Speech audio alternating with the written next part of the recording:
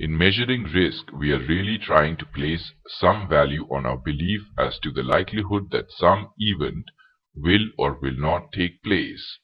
Probability theory is assuming an increasingly important role in insurance, but one major problem is that probabilities have normally to be based on some past experience.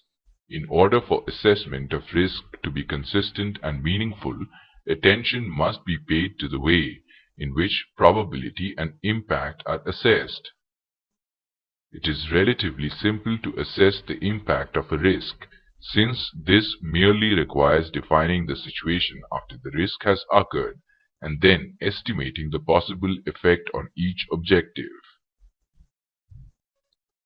The first problem in assessing the probability of project risk is the term itself.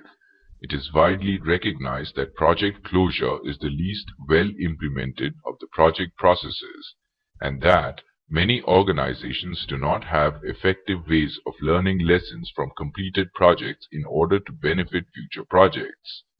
Sometimes risks are identified for which some details are inherently unknowable.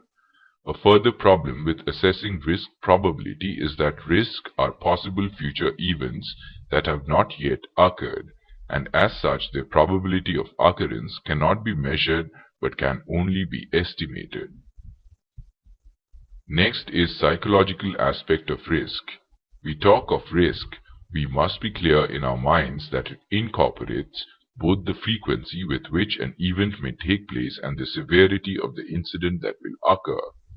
The operation of a chemical plant is very risky, not because such plants have frequent losses, but when a loss occurs, it involves huge sums of money.